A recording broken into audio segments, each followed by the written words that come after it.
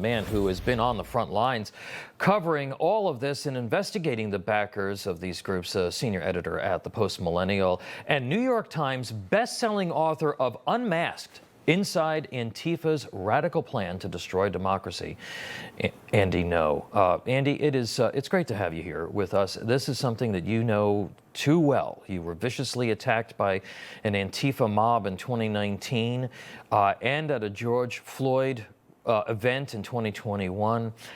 More than 1,800 protests are expected across the country today for this No King's Day rally, being organized in part by the teachers' unions of all groups.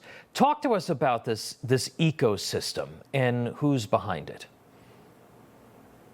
Namani has done some great reporting that's been published on Fox News, and the so-called partners behind the No Kings protests across the U.S. It's not a secret list. They list them. There's nearly 200 groups.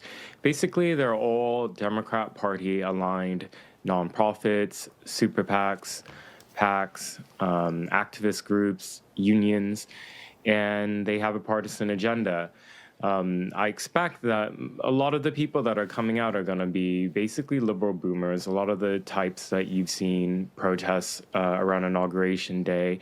But what's concerning to me in my research into far left violent extremism is that Antifa International have put out a call for their comrades to embed within these protests. And what we've seen going back now nearly a decade is that Antifa and other extremist groups go to these larger demonstrations to use other people as human shields, and also for the propaganda purposes of if and when police need to make arrests because rioters are becoming violent. Yeah. There's this optics that looks like, regular liberal Democrats and families are being tear gassed and arrested.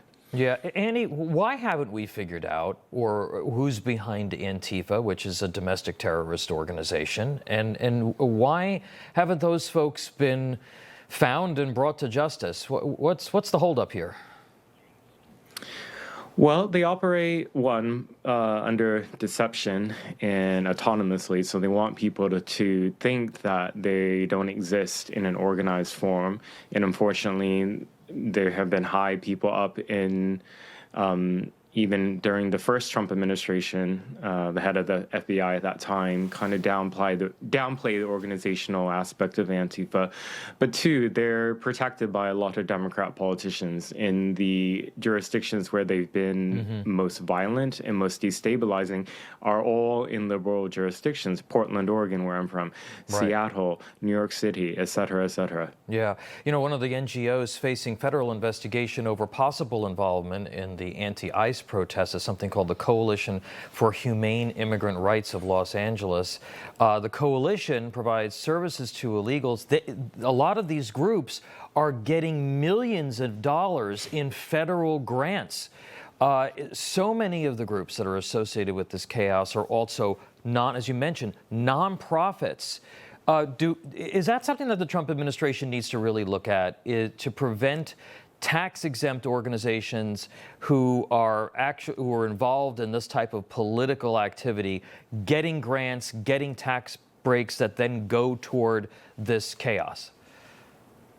So the Open Borders nonprofit that you just mentioned received tens of millions in federal as well as state grant money, particularly from California. So the Trump administration earlier this year cut off their federal funding, but they're still receiving millions and millions, or expected to receive, from states like California and other places.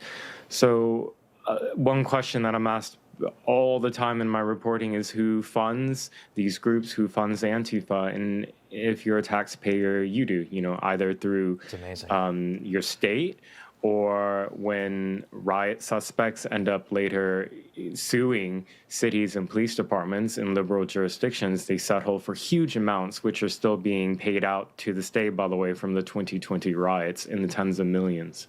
It's absolutely staggering. I mean, and you put it very succinctly. We're the ones who are funding this stuff through the grants and through the abuse, the deliberate abuse of the system. Andy Ngo, I know you're going to continue to stay on top of all of this. There are literally hundreds of these groups all across the country fomenting unrest. Thank you so much. Appreciate it. My pleasure. Information. Truth is freedom. Is Newsmax. It's real news for real people.